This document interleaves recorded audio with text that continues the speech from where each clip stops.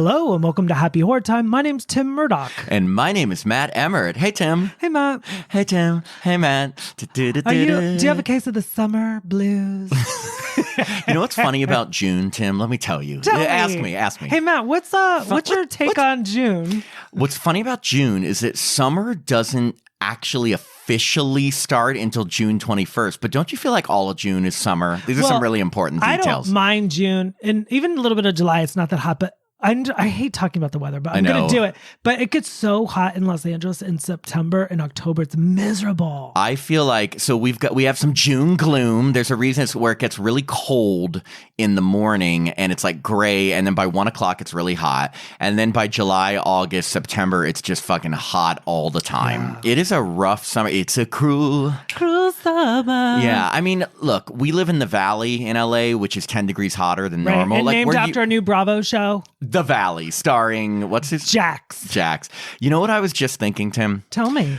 Our last two episodes were collaborations with people. We did with Mark Ellis and then with Leanna. So we haven't done an episode just you and me in like forever. Gosh. Well, let me catch up. And I know you hate. Tell me. Okay, let me tell you. No, I like catch up. How was your Memorial Day? How was your end of May? Well, you know what? My roommate is a flight attendant. So I've been home alone a lot. It's been like solitary confinement. And you and Jacob left me. I know. We went to New York for a week to visit my family, which was nice. It was humid, which I hate humidity because I sweat a lot anyway. Gross. And so and also when you're in New York City and it's humid and you're going in the subway, it's like gross. But we saw my parents, my sister, brother-in-law, my nephew, and Bix, my nephew. Like, it's so fun because he's so into horror. Like, I mean, Tim, he has, I know you don't know what Roblox is, but Roblox is this, I know what RoboCop is. RoboCop.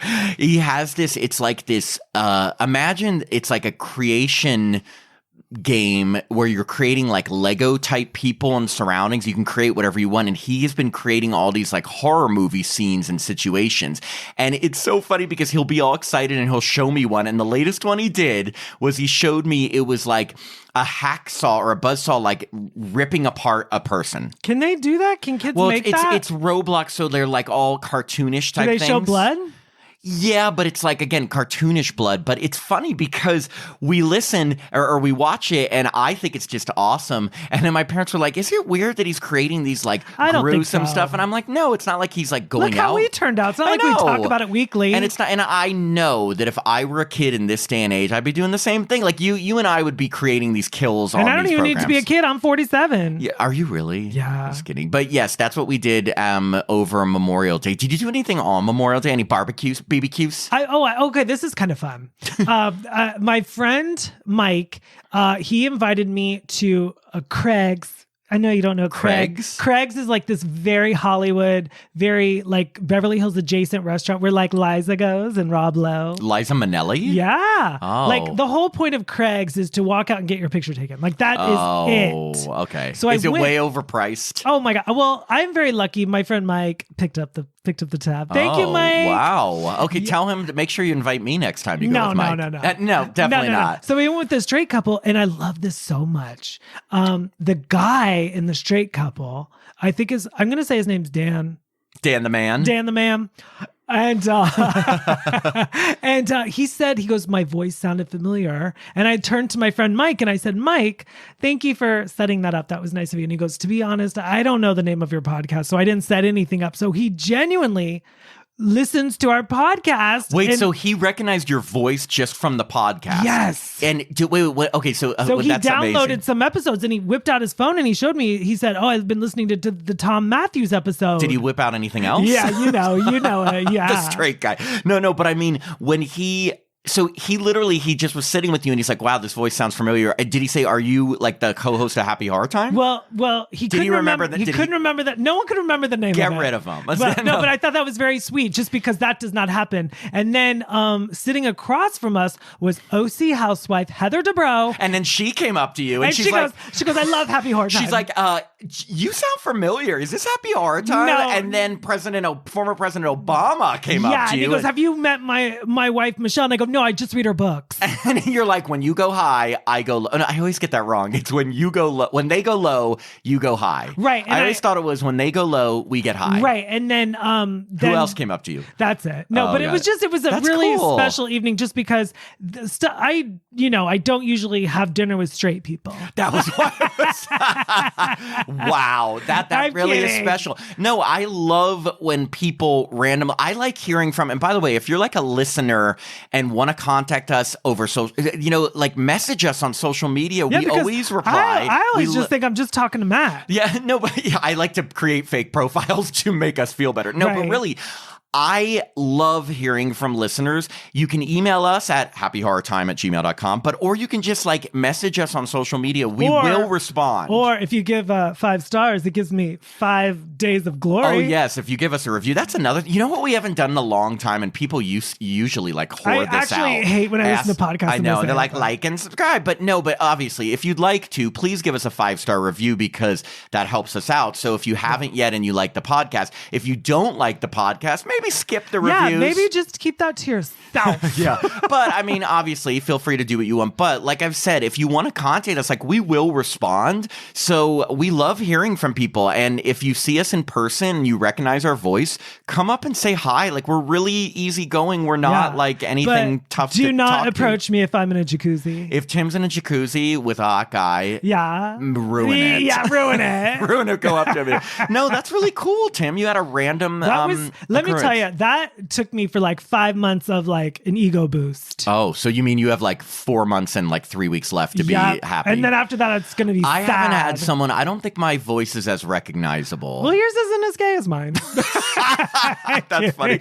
I mean, I don't know. I have I'm loud. No, you got it's a very dominating low voice. Yeah. Is it that? It's like it's a dominating voice. Like in theater, like when they would teach us how to project, I was always good at that because I don't know. I could project. Now, because your voice is so dominating, are you a dominatrix? I do. I like to whip Jacob. I like my to goodness. slap him around. Not What's at all. the big thing that Harness. Harness. Yeah. Tim was making like the motions with I us. couldn't. By the way, that just looks uncomfortable to me. I've gotten, after 3.5 years of doing this podcast, I've gotten used to, so when we do interviews, I was like, where's this going? I've gotten used to a harness. No, I've gotten used to so many people when we're interviewing, we tell them that it's going to be audio only, but they will like point to stuff or do stuff on the Zoom and we see it, but we realize our listeners don't. So I've been trying to get better at calling out on saying you're like, very good at that. You're saying, so-and-so's pointing at a wall. Because otherwise, imagine you're listening and it's like there's silence. Yeah. And they're like, no, I don't know. Anyway, well, that sounds like good. But so we are excited about June. Forget the gloom. There's so much horror coming out this summer. All of our review episodes are like big theatrical releases. Not that means it's going to be the best movies, but I mean, you'll at least have heard of them. I feel bad for some people because I don't think In a Violent Nature is everywhere. Oh, you're right. That's not a big... but it's big for LA. Yeah, it is. So the movie we are talking about today... It premiered at Sundance earlier this year, and then there was a lot of hype because buzz called In a Violent Nature, because when we saw the trailer, it was like watching Jason Voorhees, but from not his point of view, but like the camera's going along with him. It's the killer's journey. It's the killer's journey. Oh, I oh like my God. that, Tim. And you know what? Tim, wait, should we call this episode A Killer's Journey? Yeah. Because By Tim Murdoch, that everyone. was my only problem with this movie. And I mean, I'm already telling Oh my God, you ruined it. I ruined it. But I did not particularly care for the title. In a Violent Nature, I feel like that what feels did you like... want to call it? In a Calm Nature? I really liked what I just said. I think A Killer's Journey is good. I mean, but that sounds like a novel I'm reading in high school that like has a moral. In a Violent Nature sounds like a 2020 special, like this week on 2020 In a Violent Nature. I give you that. I didn't have a problem with the title, but I do think it does sound like a Dateline tonight in a Violent Nature. Right. The story of Tim Murdoch. I really want you to have a problem with it. Okay. Let me rethink it. Wait. I'm thinking. God, I really don't like the title. Oh, thank you for coming over to my side. Yeah, it was got it. Good. In a Violent Nature, I know it's out theatrically here, but it's unrated. So now there's been this trend. Okay, so let's go back in time. If a movie got an X rating or was now what is called unrated or NC-17, it was never had a chance really of getting a theatrical release, or it was very slim. I feel like Terrifier 2 changed that. Yeah, you know what it is because we came out of the pandemic and everyone's like, just get people in the theater. You're right. And they also realized it was that, and Terrifier 2, which was unrated, made a lot of money. I mean, remember, comparatively, what it's age a small... do you have to be to see the film? 17, just like an R. But it's just that, though, with R, you can come with a parent if you're under 17. So you can't take kids you to cannot a violent go nature. under 17. There are going to be no little kids there. I mean, of course, there's going to be teenagers sneaking in. But I mean, could you have handled this film at age 14? Of course. I agree. Of course. Yeah, I agree. I think my nephew could handle this film because... Really? It's because it's not the parts that are scary it's effective in a different way. Yeah. And I'll get to that when we talk about, but yeah, NC-17 now, they've realized that you can release it in some theaters and it can make some money. Now, again, it's not blockbuster money, but it's also not getting blockbuster theater releases. I can't imagine it costing that much money. It was very low budget, and it's made a few million. And I think that, again, this is going to set the precedent, just like that some of these horror movies that get this type of hype that are unrated or not R-rated, they are going to get theatrical releases. And good for them. I think it's great. I almost feel like we are going back in time to a time like, 1980 when, Paramount put Friday 13th up on 1,000 screens. But I don't think this is getting 1,000. But then when they hit the mid 80s and the ratings board started cutting everything, I mean, can you imagine now? Let's think about, Friday 30 Part 6, Jason Lives, because there's a lot of similarities. By the way, when we were there, the director was there. Yes. So Tom McLaughlin, the director of Friday 30 Part 6, Jason Lives, was there at the theater with us. We went up to say hi. It was really cool because, remember, they always call Jason Lives kind of like the first zombie Jason one, and this movie was kind of like a zombie Jason. It was very parallel. Yeah. Parallel. Anyway, what was I? Wait, where was I going? I totally forgot. I totally interrupted you. I apologize. Oh my God, you did. I was going into... I said Tom McLaughlin was there. I know, but what was I saying about the theater? Or what was I saying about... you were saying I think you were going in the direction of... Because of Friday 13th, there was a lot of copycats. No, I was going in the direction of how the mid 80s the ratings board cut so much. What I was going to say is, think about Part 6. Think about how almost every kill was either really over the top or you didn't see every detail, or Part 7, you didn't see every detail. Then think about In a Violent Nature and how you saw every detail. At that particular time in our horror history, they were really coming down on Friday 13th, Nightmare on Elm Street's, Hellraisers, because we had just gotten through the big slasher craze of the early 80s, where they let a lot of things slide then, and then they got to the mid 80s and it was cut everything. They really did. If you look at the horror films before 1985, they're much bloodier. Yeah, and then it's you look at something actually I would say Part 7, The New Blood, so many deaths, you see a knife coming and then you don't see it actually hit, and you see them going oh. They were really hard on Part 2 as well. Oh, you're right.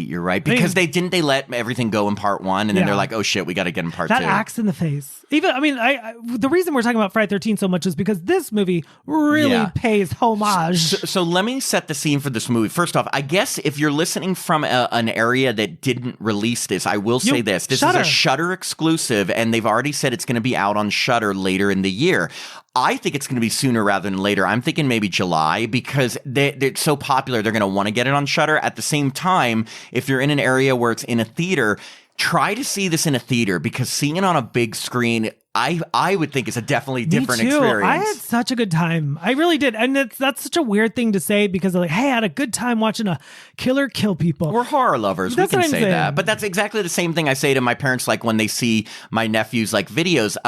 They're like, is this okay that this kid's doing? And I was like, yes, because he's not going out and murdering animals or people. He's just creating it. I still think it's creative. I was in the room last night when my friend was playing Killer Clowns from Outer Space. I'm not saying the clowns are realistic, but the clown was walking around the neighborhood. The neighborhood was AI really could take over. It's amazing. Wait, you think it wasn't good? No, original? It was good. It was the Killer Clowns game. Yeah. I thought you meant the movie. No. Where are you going with this? Didn't mean to confuse you.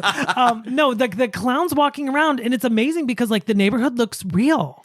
Like the AI generated, I was like, wow. We could have a whole, maybe we'll say that for the after show episode, but like horror games today are like beyond my imagination. No, it's like I can't they're like play 'em. movies. I am really terrible. But they're like movies, like the graphics, the stuff that's going on. Remember the Friday the 13th game? We played it a couple times. It was I tough. suck at it. I sucked terrible. at it too, but like it was incredible, you know? The music, the moment, Eminem. You gotta the music, the moment. You know, his daughter's graduating or getting married. I can't remember. You know what, Tim? Your tangents. I'm so up on Eminem. You've actually hit your limit of tangents for the episode. I'm going to need you to stay on top. Just kidding. Okay, so In a Violent Nature. Okay, In a Violent Nature. So this movie, you go in. It opens on, it's a very creatively shot movie because it opens on, all you see is a locket hanging there and you hear voices off screen and they're talking about like, oh, did you hear about the massacre, blah, blah, blah, blah. This is like, oh yeah, this guy, you know, died here, and you're like, they kind of say a little bit about how this locket like was the only remaining thing from this guy, and this guy's like, oh yeah, whatever, and he takes the locket. And then we proceed to see, after like a long pause, something rise up from the grave, very like Night of the Living Dead, and it is our villain, whose name is Johnny. I just think hey, that's such Johnny, a funny... she said. Can I say I think it's kind of funny that this like huge, gruesome, scary villain is named like Johnny. Yeah, I mean, and also there's Jason and Johnny. I guess you're right. Jason isn't a scary name either, but it just sounds funny. It's like if like something ending with a Y always sounds so like youthful to me, like Billy, you know, Ricky, Timmy, Dickie, Maddie, Ricky, Tikki, Tavi. I don't know that song. You don't know that song. I don't know that anyway, song. But there is like it's very reminiscent of Jason Lives. It has like, there's like a pole sticking out. Oh yeah. Which it was at first I thought it was a tube, and I was like, oh, is the killer? He breathing? Is he breathing through that tube? Is that how he was like? I don't think so. We did hear a little bit of that, but I'm pretty sure it was more like it was just stuck in him? No, that was like a grave marker or something. Apparently, this was the remains of a fire tower, and you'll hear later when we go through the story of Johnny that he died there. You just told it. Well, I get no, but I mean, my first question is, they buried him right where he died? That's a little weird. It was like the remains of a fire tower, but I also thought it was a cemetery. It was weird, but we never found out what state it was, right? Is it just like Anytown, USA? Anytown, USA, probably. I love it. Like in the woods. On a cold winter's night in Anytown, USA. On a cold... No, I can't go. On a cold summer. That's it. Tim's out of ideas. You know, it's cold. On a cold nothing night. I need a jacket. Okay, so Johnny, Aunt John, do you remember the song? Who's Johnny?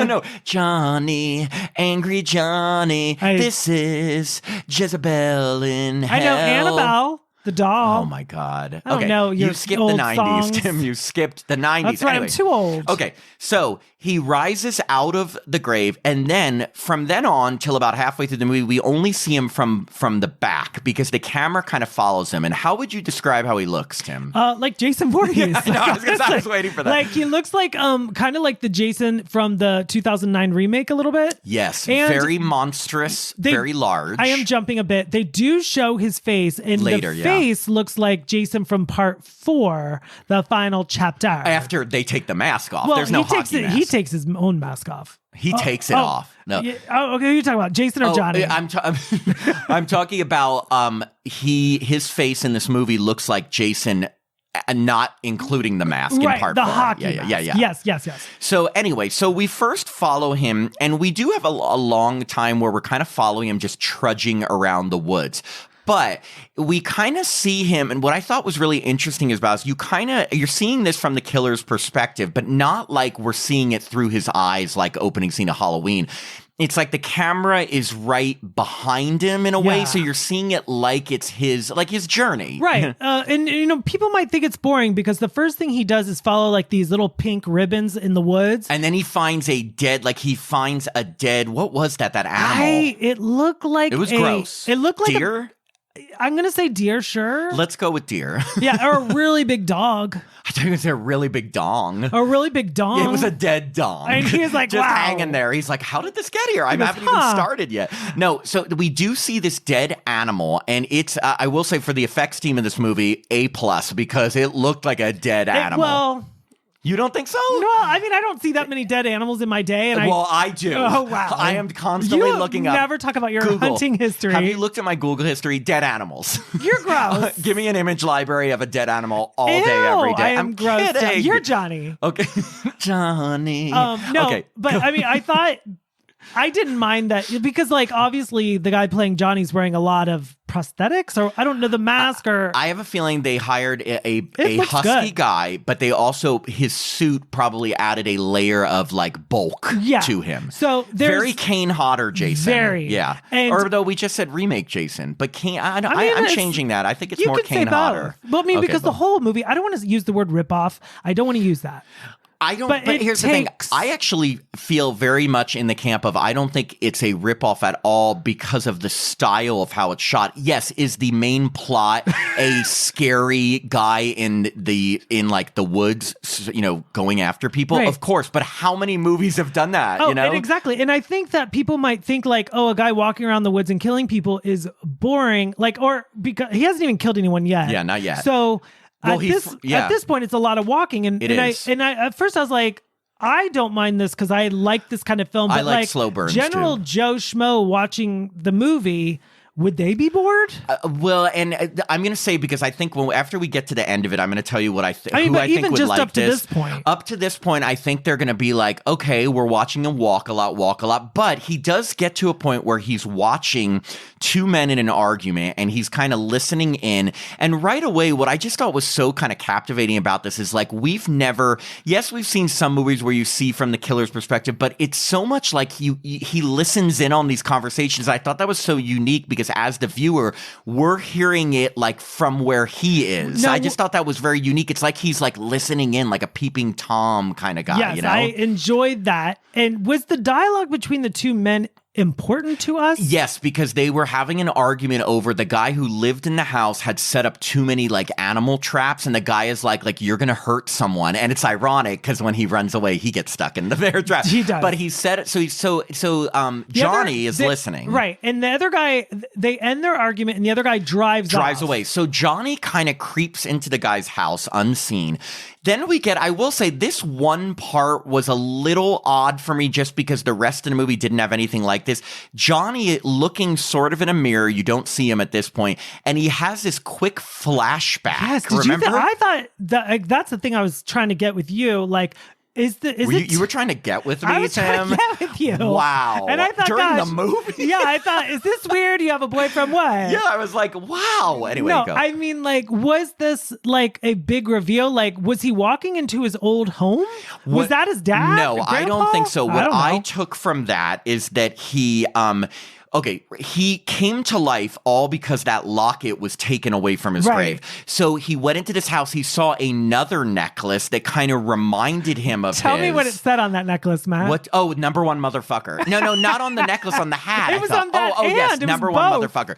So when he sees this locket, he has this quick flashback of his dad telling him something about how this is from his mom. She'll always be like his like little boy. And I was thinking very much of like Mrs. Voorhees saying, my special boy, how can Jason. You not? Of course. I was thinking of her like in part two. I don't to him. even mind. I didn't mind either, but I was thinking the parallels. Okay, so he has a bond with his mom, and this locket was given to him from his mom, which is why it was so important for him to get it back. But quickly snaps out of it, and then he finally sees because the locket says apparently Johnny can read. It's not his locket. He realizes. So the guy comes back in whose house is there. And this is what I thought was kind of unique about this first victim. First off, the guy runs off terrified, which I thought was so funny because in the argument we heard, he was trying to be such a big man, you know. And then as soon as he sees Johnny, he runs off. He gets stuck in one of his own animal traps. But then, this is where I thought was unique and good on the filmmaker's part, is that we see Johnny coming up to him, and I'm sure you were all prepped for some big gruesome kill, and you don't see anything. It switches off screen, and then you just see his dead body. And I thought that was such almost like, let's build anticipation, but not show it yet. It's almost like, I liked when, obviously we've analyzed all the Friday 13th to death, no pun intended. But like there was one, I think it was the director of the final chapter when he said we are putting Jason in the morgue and like you see like his breath and he's like, we really want, like the audience is anticipating Jason. So it's almost like we're pushing for Jason to like be alive and kill people. So it's almost like a football game. I love that I'm using, Who am I talking to right now? Yeah, no, I forgot to tell you, I love football. And no, it's like we're trying to like get, the goal is to get Jason killing people. No, I get it. I think of it more on sexual terms. Like you're like delaying your climax, Tim. Do you like that? No, but for instance, for me, I just thought that was so such a bold choice. The first victim of his in this movie that everyone heard is going to be incredibly gruesome, they did not show it. Right. But when you did see him walk by the guy's dead body, it looked like his face was like stomped in, didn't it? Didn't it look like? And like as he walks past the car that he's leaning up against, like this old junky car out in the middle of the woods, then there's like just a random arm on top of like the he on the literally roof. Stomped in his face and ripped up his arm. But remember, like We didn't see listeners, it. you did not see it. So then we get to Johnny hearing a car go by, which is going to be all the victims, and it was so great. It reminded me of Final Girls, Final Girls. I love that because movie. he hears them going by and they're all like, "Wow!" Yeah. Like they're all like, "Yes, summer," or whatever. Or like, did you ever see? Of course you have Mulholland Drive. Yes. Like you remember when I remember it in detail. I saw it one time. There's one when there's a bunch of teens on Mulholland Drive and like, wow. Yes. Yeah, okay. Yeah. So he sees it, and it's so funny because he's like, it's almost like he's like, ooh, I'll go after those people. And it's just so like stereotypical, a bunch of, young people going camping. And so then we do get a bunch of scenes of him walking.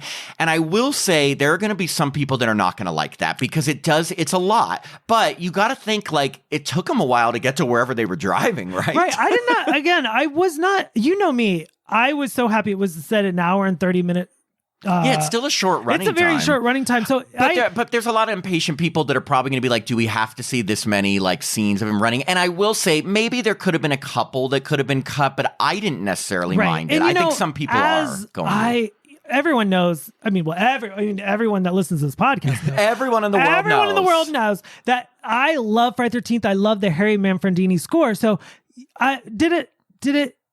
it added something by not having it there because you could really hear the sound of the woods. What Tim was saying, there was no score. There's no score. So like, you were hearing it's a movie, of course. You were hearing the crunching of the footsteps and the bugs, the cicadas. bugs, the like when it's nighttime owls and stuff like that, crickets. You're hearing all of that, which I think was it adds a realism. Yeah, and every horror movie has a score. So if they want to do something different, let's keep it without a score. Again, some people aren't going to like that. They're probably going to think it's uneventful. But so Johnny finally, after trudging along for a while, gets up to where they are all, it's nighttime now, and they all have a campfire. And what's a good summer camp movie without a good campfire scene? And we get it. Yeah. We get it. And it's a long one. It's not, I mean, of course, Friday 13th Part 2 has a fantastic by John Fury. Listen to our episode. Yes, our interview with him. Yeah, oh, that's right. Have we ever? I don't think we've actually dedicated an episode to like discussing Friday the 13th Part 2. We've just interviewed almost every cast member. We have a huge line of Friday the 13th Part 2 more people. Are coming, yes. people. We just had Lauren Marie Taylor, and let's just say more are coming, okay? Yes. So if you want to know every little bit about the making of Friday the 13th Part 2, come to Happy Horror Time. AKA Sackhead. Amy Steele, John Fury, Russell Todd, Lauren Marie Taylor. Yeah, it's like a thumb. Anyway, we love it. So one thing that they did is now, again, if you're I wanted this entire movie to be from the killer's perspective, you're probably going to have a problem with the fact that they do switch out for a little bit to doing a revolving shot of the campfire. And they do not stop that revolve. It's just a circular scene. It's like the camera is just turning in a slow circle during the whole scene to show every character. It reminded me of, remember the Quentin Tarantino movie we did, Death Proof, that we watched when they had the breakfast that we scene? did. I was like, I wasn't there. We made a Quentin Tarantino movie. No, remember Death Proof because we watched it for one of the bonus episodes. When the girls talk about their breakfast. Yes, they're having breakfast. Now that scene lasted too long. I always like 2-hour conversations about breakfast. bread on my jam. Yeah, bread on my jam. Was it jam on my bread? Bread. I don't know. Hey, can I get some bread to put on this jam? Thank you. So we get a campfire story, and one of the guys is telling them about Johnny's background, and apparently Johnny was like a deformed kid, and I think he was like mentally handicapped. And it's funny, they have a scene about what they have an exchange about what the appropriate thing to say is when you're talking about someone with those disabilities, and it's kind of funny because then they're like cancel culture, and they're all throwing that, and like someone's and that was funny. It was very 2024. Very 2024. Not 1981. No. Oh my God. 1981. They would have said awful things. So they're talking about this kid who is deformed or whatever. And they say, I don't remember what happened, but I think his dad pissed some people off at like the fire station where he worked or something. And then they wanted to get revenge. So they like lured his kid, who was Johnny, up to the fire tower, and they scared him wearing like a old fireman's mask, and he fell off the fire tower and to his death. And then they because to make it look like an accident, like he was playing around, they put the mask on him like, he tripped. Like he tripped and fell. But really, they're responsible for little Johnny's death. And little Johnny, he didn't know any better. So it's just awful that they wanted to play this like joke. Jason drowning in Camp Crystal Lake. Little Johnny broke his neck on the fire tower. Yeah, so it's like, it's people fooling around, messing with the kid. But the thing is, correct me if I'm wrong, didn't they say that the dad went to try to get revenge on them, I think, and then the dad got killed? I'm gonna have to watch it again. I can't remember. We only saw it once, everybody. And, I think they said the dad went to get revenge or tried to get revenge on them and then got killed. I can't remember. But then they talk about how like the legend is there were some campers that came out and they were all like massacred and ripped apart, and the authorities tried to say it was like an animal, but people think it was Johnny. Eating them. But people think that it was Johnny back from the dead to get revenge for this like murder. And any good slasher film with a scary villain has to have a backstory. It has to. Which was a pretty good one. It was, and it's funny because they have the camp telling them, and of course they all think it's a legend. But this is the best. Then they decide to take like a huge selfie. Yes, and I thought this was so well done because remember, brilliant. Johnny is just watching and listening. I was thinking, were you thinking during this time, Johnny's listening to them tell his story, and he's probably like thinking, that's wrong. You guys are telling it wrong. Hey guys, can we do that? Anyway, they decide to take a big selfie, and as they're taking it with a flash, behind them in the woods is Johnny. You can kind of see him, and then that does come back into play because they do talk about it the next day. That they saw someone in their picture. Yeah, they're like, that's him! But I love that because nowadays,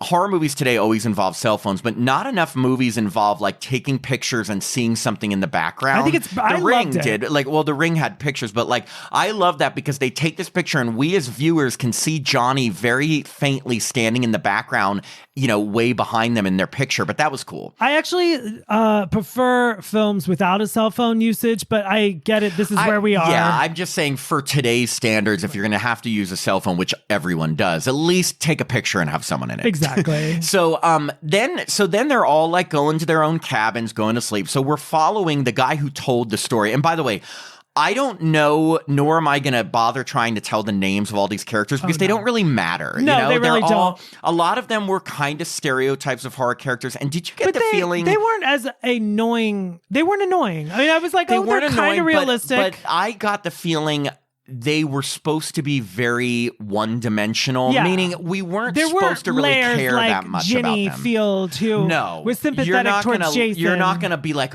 my favorite final girl is from In a Violent Night. You're not going to come out with that. There is a final girl. I just gave that away. But she was no Ginny Steele. No, she ain't. You said Jenny Steele. Jenny. Her name's Amy Steele. Sorry, Amy Steele and Ginny Field. She ain't no Laurie Strode, Tim. Right. Tim, who's Laurie Strode? Oh, she's in this, like In a Violent Nature is like a kind of a small film, but the film you're talking about is a really smaller film that no one's heard of. Halloween, yeah. I don't think, no one likes I wonder if that ever got a release date. Hopefully someone finds interest in it. I hope people remember it. Anyway, so the guy who told the story, the joke is that he is going to meet these girls he met at the gas station, and they're all making fun of him. Have fun with the gas station girls. Like, how many times did they say that? They're like what they call them, pump girls? Or pump them up. They're like, they kept saying fill her up, which I thought was funny because I'd use that joke. And they're also kind of ragging on him because he had a old school Walkman. Oh, yes. With like a tape 80s. player, Yeah. cassette. Yeah, exactly. So he goes and he's going... comes into play. Yes. So he goes and he stops to smoke some pot because, they're young people in the woods. What are you going to do? You're drinking, you're smoking pot. We see Johnny approach him. Now, Johnny has at this point, the weapon he had, it almost looked like one of those. A huge wall. It's like this, what is it called? Like almost one of those saws. Wood? It's a saw that like two people. Yes. Oh my God. What do you call it? Like one person holds it and pulls it one direction. The other person pulls it another way. It's like a saw that two people use. Correct. I think the proper name, like you said, is two people. I don't care. Saw. Okay. Anyway, he sticks it around the tree and pulls it into the guy's mouth, and he's like going and cuts his whole head off from the mouth up. And as a viewer, which we're all as sick this was as the first twisted kill we are, that we saw. we all were like, that was a good kill. It was, which is weird. Didn't it feel? First off, it looked like practical effects. I'm pretty sure it was practical effects. And remember, as a viewer, this is our first kill. We've been promised gruesome kills, and with the first one, they didn't say it. This one was a gruesome one. It reminded me a little bit of Friday Part 5, the guy with his eyes. Yes. And it also reminded me of the 2003 movie Wrong Turn, when that girl got a shovel in her mouth. Yes. Oh my God, I forgot about that. Don't ever forget it. Don't ever forget Wrong Turn. So he's killed this guy. It was a good kill. And then he's well, first off, he takes like both parts that are cut off. The guy's head from his mouth up and the rest of his body. Yes, and he starts dragging them through the woods. But the cool part is like the cassette player is finally coming into play, and like the tape is like, It was like, he drags them to like, it's like a park ranger office, and to break through the glass, he just tosses the body in. Oh, I thought it was brilliant. Did he toss the head in first or the body? He threw the head in, and then he threw the body in, and then he sees the mask that they use for olden times to put out fires. Old firefighter house, which was the one that they put on him as a kid. He grabs that body one more time and breaks the glass. He throws it against the glass to break it. It's just like, I mean, if you want to talk about degrading a body, like he might as well just pissed on the body. Yeah, like, I was like, gross. Just like tosses it like it is scraps. Like it was really, people in the audience kind of laughed at that. I laughed. I mean, as sick as it was, I laughed because I'm like, because it was so sick silly. and twisted. Yeah. So, but in this like park ranger, whatever it was like office, he steals a bunch of weapons, like some hooks, the old firefighter mask, which by the way, at that point, an axe. He puts on the old firefighter ass. He puts on the firefighter ass. Have you ever tried a firefighter ass? Every day. He puts on this old mask, but this is a mask from maybe the early 1900s. It looked like ancient. I have not looked at my phone lately for old time firefighter while masks. You're looking, listen, while I'm looking next time for dead animal photos, I will look up old firefighter masks. As I should. So he puts that on for a while, and then we get some more trudging along scenes, but this time he's wearing the mask. But what I do like is that after a while, he ends up taking the mask off. I was thinking, God, he's got to be sweaty, you know? Oh, yeah. Well, it looks like a hot summer. So we get to the next morning. Now, he doesn't kill anybody else that night, but the next morning, he is watching across the lake as one girl is swimming, and she calls another girl over, and there's like a little bit of flirting between him, a nice little lesbian flirting. This was so bizarre to me because she's like, come in the water, and she's like, no, I'm not going in the water. She's like, I gotta do yoga first. And then, but I loved how she said, like, after you're done swimming, come over, you can stretch me out more. And I was like, Tim is gonna blush. Necessary? Tim loves lesbian sex, everyone. No, I mean, loves it's fine. I teach their own, whatever. But I was just like, the way she said, stretch me out. Yeah, I was just kind of like, what do you think she meant, Tim? Tell me in detail. Oh, like she wanted some more yoga poses. Exactly. I think she just wanted to be stretched. Yeah. Gross. So then we see Johnny walk into the lake, but wading to the point where he's completely submerged. It is very reminiscent of Jason Lives when Jason goes to Tom Matthews in the canoe. Walks into the water and walks like to the point where, and remember, it's not like he needs to breathe underwater because he ain't alive. So which is very interesting because like we just, as an audience, we're like, oh, these are the things, like these are the rules of what this guy like suspension. He doesn't need to breathe. Right. Like he can get shot, he can get stabbed, but he ain't gonna die because he's not alive anyway. So we have a really, really long wait at this point when we're watching. The point of view is still from across the lake, and it's just he's already disappeared into the lake, and we're watching the girl swim, Then it kind of shifts to the point of view, front view of her, and then out of nowhere, she just like yelps a little bit and gets pulled down underwater. It's a very quick death, and very quick. But the cool thing about this particular death is like, we just saw that grotesque death. And this so is we're nothing. like, She gets pulled down, and then you're waiting for a couple minutes, and then her body just floats to the surface dead. Right. So you don't see anything. This is what I will say. I'm not disappointed by that because I wasn't expecting that. I wanted a little more. This is all I wanted. I didn't need some big All I gruesome ever wanted. This is all I wanted. And again, this is little things. I really love this movie, but this is a little critique. I would have loved, I like that they're building the suspense. We're waiting. I would have loved for him to just pop out of the water and push her down. Just a quick, push her down. The movie is not about that, though. I know it's not about jump scares. I get it. I just was like, I was so anticlimactic, understated that and again, I know maybe they needed an understated death after that big one, but it was so understated that I was like, I would have liked to see a little bit more underwater or something, him rising up to get her. As an audience are so immune to that the fact that they gave us nothing is giving us something that we haven't seen before. I totally get that. I just read an article before we recorded that, and I didn't pick this out. I just randomly stumbled upon this, that apparently they were going to film. They had an underwater camera, and they were going to show him underwater below her, and he was going to hook her foot and pull her down. But they had the divers, they had everyone ready, but the weather was all bad, and they couldn't film it, so they had to cut that scene completely. Wow. Now, that's a lot. I didn't even need all that, but that's apparently what they had planned, and they decided to keep it really simple. Expensive. Underwater filmmaking is expensive. That's probably got to really suck for them. So, but I will say this. What a way to lead to go from that, the most understated death, to the most gruesome, memorable death of the entire movie. And I have never seen a scene like this, nor do I know if we will in the future. It was up there with Terrifier. It was pretty gross. But so the girl is doing yoga, and we're watching Johnny come up to approach her, and then she turns and she sees him, screams. Yeah, she realizes she can't go anywhere because it's a cliff. Yeah, she runs a little bit, realizes she's at the edge of a cliff, so she just kind of stands there. She doesn't even run for a little bit. It's like 2 steps. Yeah, she's like 2 steps. So she just kind of stands there. So he comes up behind her, and first I don't remember. I think was it the axe or what he sticks it through her gut? It's like a chain. Oh no, it's just his bare hand. Yeah. Oh, his bare hand.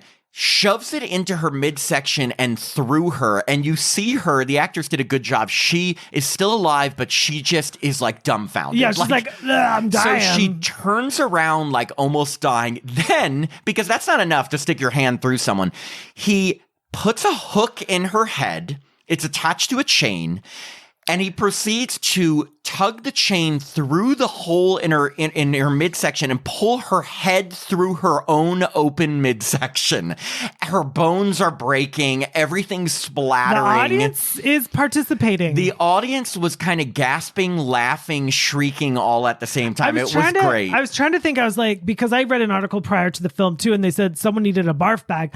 I guess this is where you might barf, but I mean, I would say that I didn't feel nauseated. I was kind of... I felt exhilarated. I was kind of wowed, but also kind of laughing because it was so over the top, but in a fun way. Literally, he pulls her neck down to the midsection and through her own open body. He is a magician, and he's showing us some tricks. And that was, but then again, talk about just degrading the bodies. He just tosses her off the cliff, and they do rolls from down. They do from an angle that's so far away, and you just kind of see it, and 2 rocks hit the water. The You're just best part okay. is that it doesn't roll all the way down the cliff. It kind of rolls halfway down and then just stops, and it's the poor body can't even get all the way down the cliff. It's just gonna be there, completely like a pretzel. Twisted like a pretzel, dead in the middle of a hill. Yeah, amazing. Bravo, though. One of the most creative deaths I've ever seen. Same. I don't know. I mean, I've got to say that. It kind of reminded me a little bit of Final Destination 5 when the girl's doing gymnastics and the way she landed. True. The aftermath of it. Yeah. But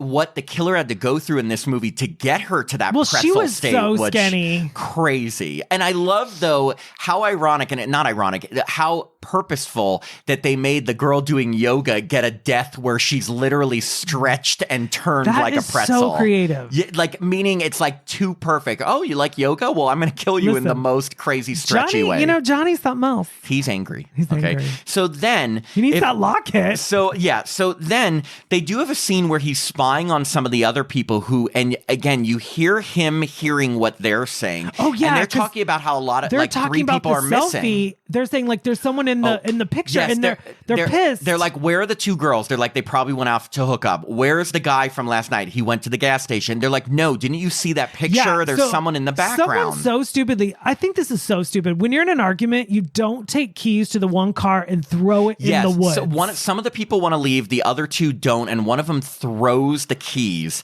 And of course, they throw it so far that they're near Johnny. So Johnny there's a keychain of a little car, and so Johnny decides to sit down in front of a tree and play with that car and then crush it. Yes, he crushes the keys, but at that point is when, kind of shockingly, because I wasn't expecting this, we see a front view shot of his actual face. Now, again, up until this point, we've only seen him from behind, so we haven't seen his face, and it's kind of like gorgeous. You can see it's gorgeous. His eyes look gray and dead. His mouth looks almost like it's sewn shut. There was a reaction from the audience. They were like, ugh. Well, they also, I think everybody was shocked that they were going to show. I had thought they were going to keep his face a secret the whole time. It wasn't like Trish in Friday 13th Part 4, the final chapter, when she takes that machete, hits the mask, and then it falls to the ground, and then there's like the big reveal where he turns and shows his face. Yeah. There's like, oh, it's broad daylight. He's crushing a car. Yeah, here's his face. It was unexpected. But you know how like in Halloween 2018, they always make sure anytime we're seeing Michael without the mask, they kind of blur it so you don't see his face? Because like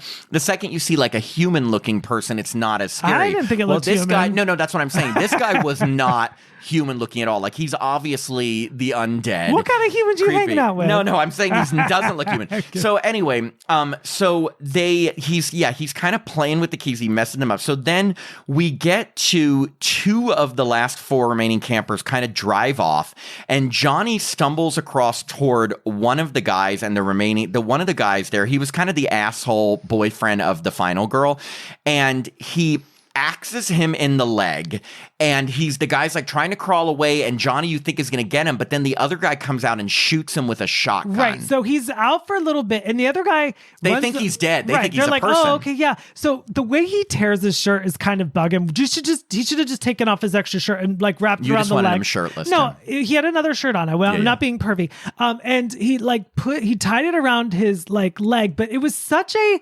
half-ass, like it was like this much. You know what? I want to see you in that situation. If I get an axe in the leg, are you going to be perfect? I would have started running. You would have run away from it. I would have run away from the whole situation. Well, what's funny is that so he ties like a tourniquet on the guy's leg, and he's like, we got to get out of here, because even though they think they shot the killer, they want to get out of here. And so then you see Johnny breathe. Johnny gets back up, and you see from off screen, he throws his axe forward, and you're like, oh my God, it must have hit one of the guys. Right. And they pan forward. One of the guys, the guy who had helped the guy who got axed in the leg, has the axe in the back of his head. And then they have like this, I'm going to assume it's a drone shot. Yeah, it's like over the top shot. But I will say, the guy that had the axe in his head, I think it was a dummy. He was, but he was like not a person. But then the guy who got the axe in the leg is trying to crawl away, and they have this drone shot overhead. And then what I think was probably I'm going to say third best kill, because I'll tell you the segment. Johnny gets this huge boulder and stands right above him, and he's like, no, and he just throws it down on his head, and his head explodes like a fucking pumpkin. Like it was like just explode like Halloween 2018 when he stomps on the doctor's head. But the crazy thing is like he didn't put his hands up to block. Yes, I did turn the Tim like that, and I think if someone's standing over me and gonna throw something on my head, I'd be putting my hands up. Everything in my power to make sure protect your head. Yeah. And let me ask this, and this is the dumbest thing you're gonna hear all day: is boulder the same thing as a rock? Right? It's a large rock. Okay, yes. I just say rock. I don't say boulder. Well, yes, it's a large. Boulder, Colorado. Yeah, but when you say boulder, you know it's a huge rock. The Boulder and the Beautifuler. It's bolder than that. Oh, that's true. That's true. So he has smashed the guy. So the only 2 people left are the girl, who ends up being the final girl, and this other guy she's gone off with. So they come back and they see the dead bodies. It's nighttime. Is it nighttime? No, it's still day. Yeah, they come back and they see the dead bodies, and then you see Johnny sees the girl, and the girl is wearing his locket. So of course Johnny's not happy, and he tries to throw an axe at her. She moves. The first person who's like moved when he's tried to do that. Okay, then it and turns they jump to on night. they jump on the ATV and drive off. And they go to the Pine Ranch, what's that? Well, they find the ranger, Pine Ranch. Look, trees, soil, trees, dirt, woods. lake. I feel like there's like $25,000 pyramid. Yes. Things having to do with the woods. Camp Crystal Lake. Yeah, so they get away from Johnny and they drive off on an ATV to the And Johnny hears their entire conversation. Yes, they get to the ranger and they're telling him and all of this, and the ranger tells him, am I wrong, or did the ranger say he knew who Johnny was? He was like the only survivor of one of his rampages? The ranger.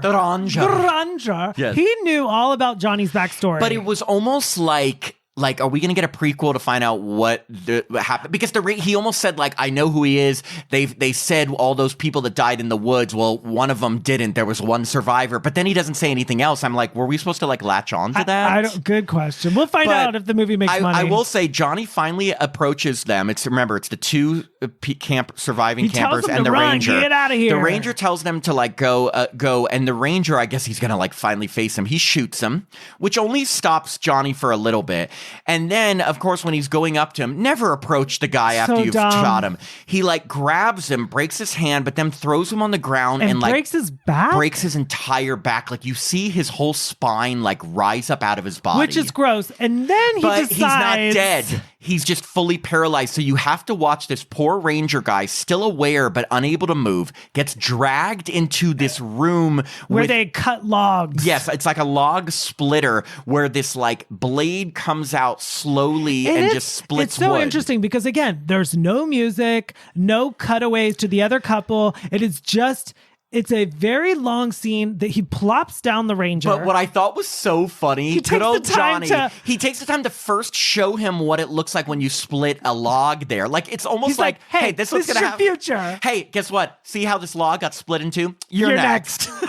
You owe me a Coke. It's so funny. But then he's like, I'm just going to start with, like, a little appetizer. He puts the guy's hand No, wasn't it his whole... arm? I thought it was just his hand. Arm, either way. Yeah. So the log splitter comes across, slowly carves off his hand. Now remember, the guy can't move, so you just see slight reactions. And his eyes are open. His eyes are open, and he's like slightly twitching, but then he puts his neck down. Johnny puts his neck down on it, and we see the log splitter come out, and it's like pushing against his neck, blood's going everywhere, and then his head just topples over. I do not know. That was my second favorite kill. I do not know why this part gave me a huge smile. I did. I was so much there, happiness. I did. And I'm like, why am I remotely... Honestly, because I think the it's funniest... so ludicrous. Well, first off, it was so over the top. Secondly, I've never seen that before. I've seen wood chippers where people get, like, massacred, but never a log splitter. And thirdly, the fact that he showed him, hey, this is what happens to a log before I'm going to have it happen to you. Hey, like, I know. It's like, I'm going to show the audience, like,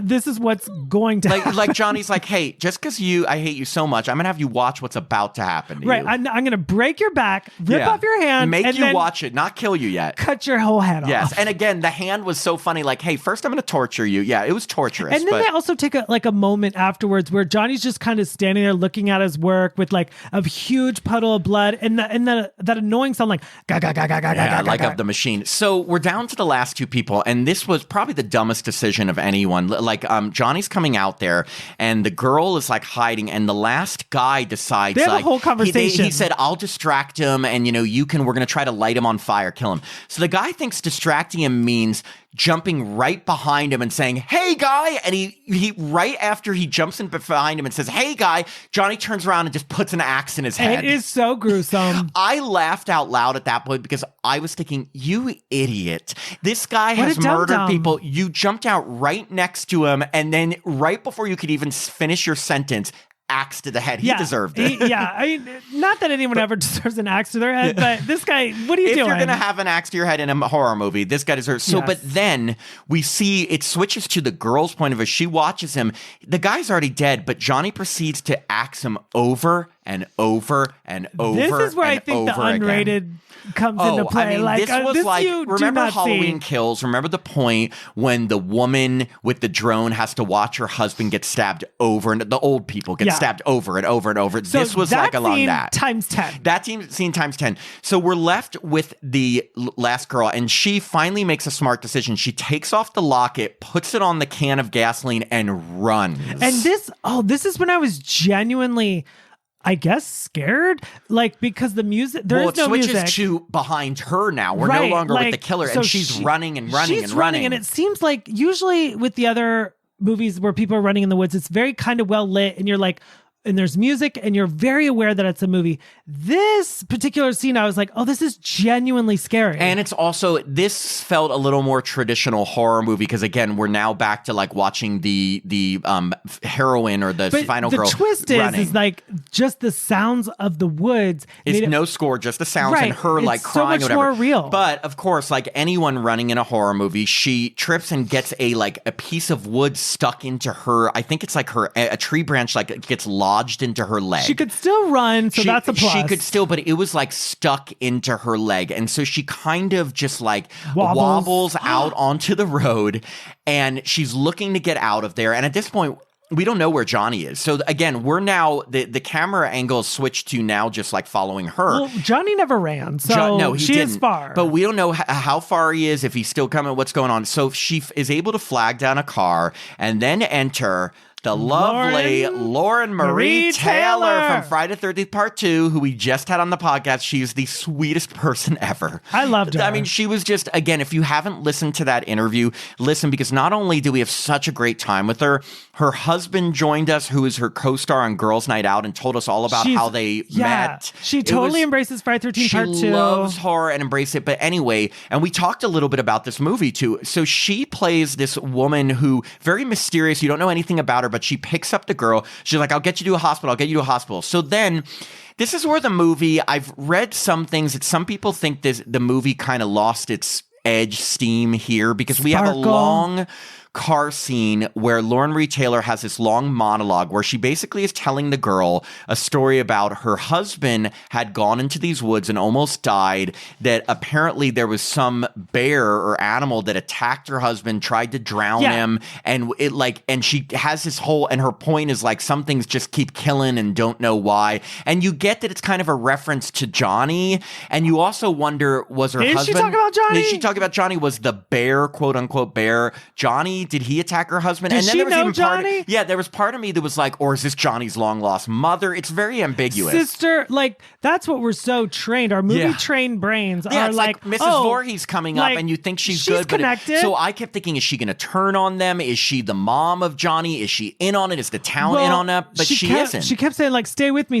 because you're losing a lot of blood. So you keep thinking, like, each time she says that, it's like, is she going to whip out a knife? Is she going to kill her? I was thinking that too. But anyway, then she glances over and sees that the girl's leg is bleeding a lot. So she stops the car and is like, I need to stop the bleeding. The girl's like, no, keep going, keep going. She's like, I need to stop the bleeding. I need to stop the bleeding. And as viewers, we're thinking, oh my God, she going to kill her? She going to attack her? And we get this shot where the girl, who's, terrified, is watching the woods, and you're just waiting and waiting. Is someone going to come out? Are you going to see anything? And you hear some sound effects or stuff, and then it just ends. And I will say, I didn't love the ending. I understand it. It's kind of like leaving you like, you don't know where Johnny is. He's still out there. He could be anywhere. There's a second where you don't know where the woman is, because she kneels down to like fix the girl's leg, and then like it just pans to like the woods. Yes, and you're thinking like, okay, hear, is she going to disappear? You hear like the buzzing of flies, which there were always flies around Johnny. So you're like, is he coming? Is he near? Is he going to pop out? Is the woman bad? But it just leaves you there. You don't know if she made it to the hospital. You don't know if Johnny got her. It just leaves it there. And when I first left the movie theater, I kind of felt a little underwhelmed, cheated. But part of me now talking about it is like, maybe it's good that they left it ambiguous. Well, I don't know if it's just because we just talked to Lauren Marie Taylor. So I'm not saying, we know her kind of, but like, it's like, oh, there's this calming presence of something familiar to us as the audience.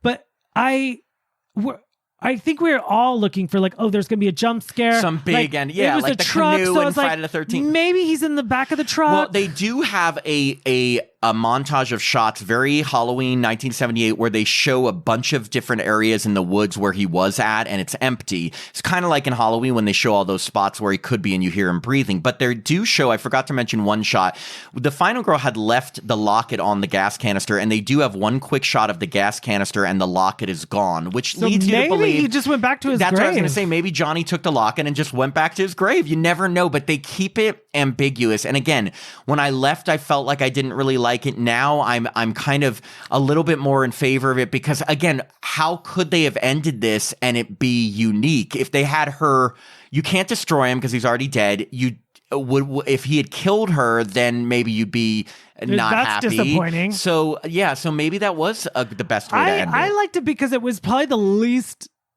ending I thought we were gonna get. Like I was like, okay, this is so like it just feels nothing. It feels incomplete. I will say, like, I think people were.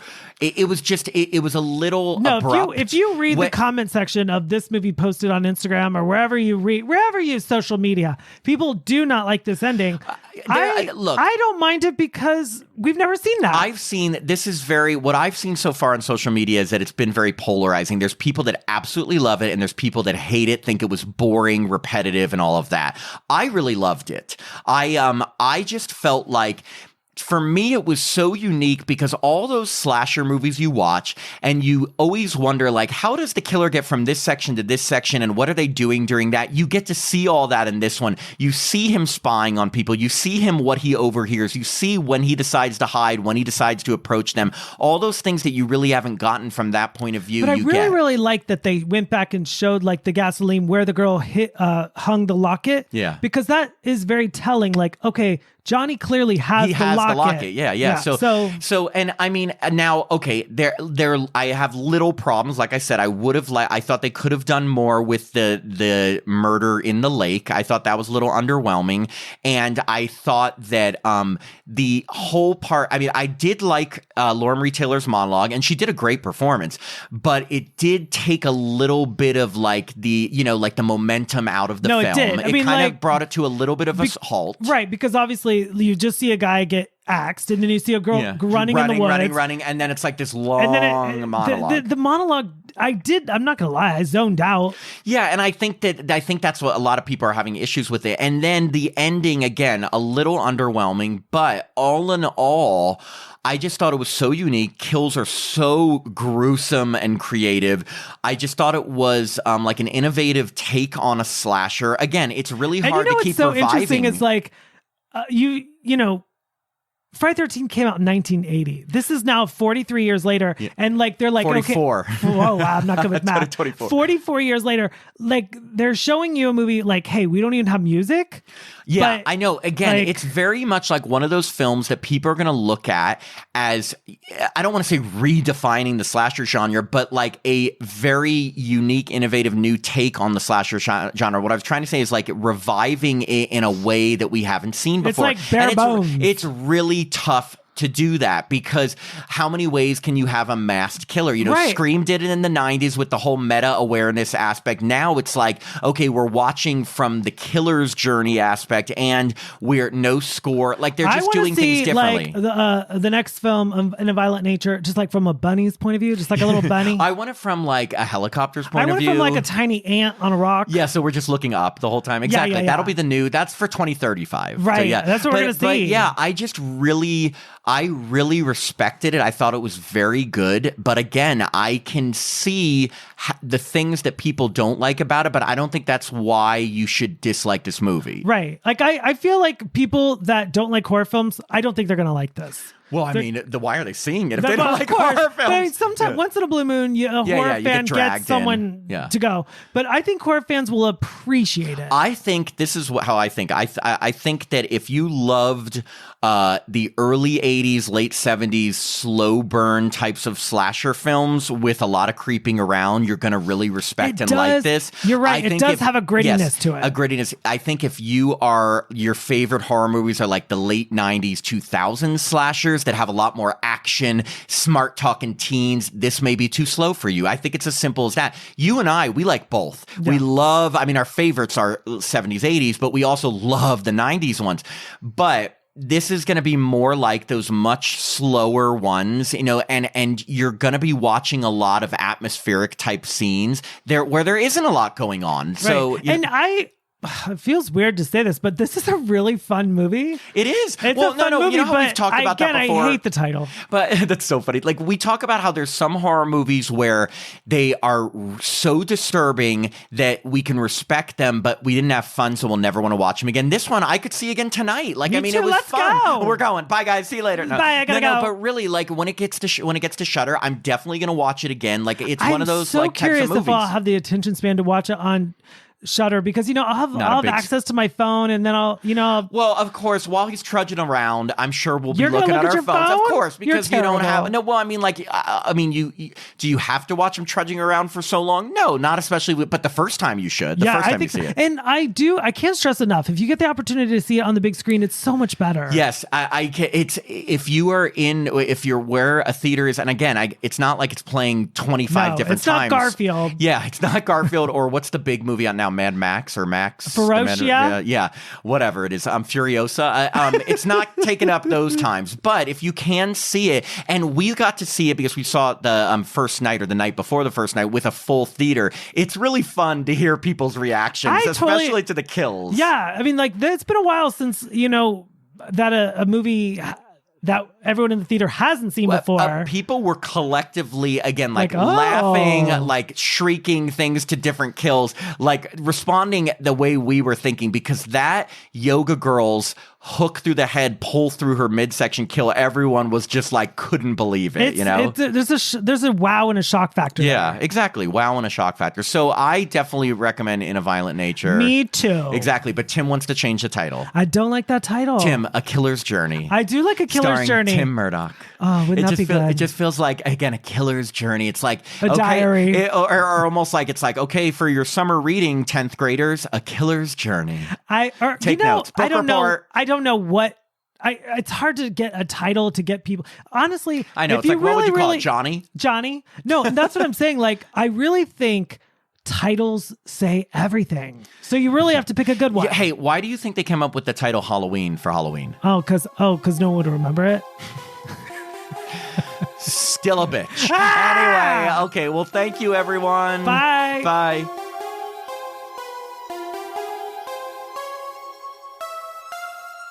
Thanks for listening to another episode of Happy Horror Time. If you'd like to support the podcast, please sign up to be a patron at www.patreon.com/happyhorrortime.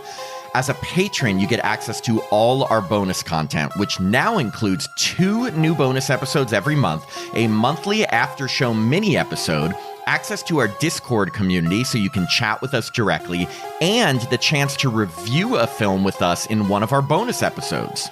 Patrons also get all our regular episodes ad-free and a day early, our monthly newsletter, the chance to vote in polls, and autographed Happy Horror Time stickers. I'm Matt Emmert. And I'm Tim Murdoch. And we hope you have a happy horror time.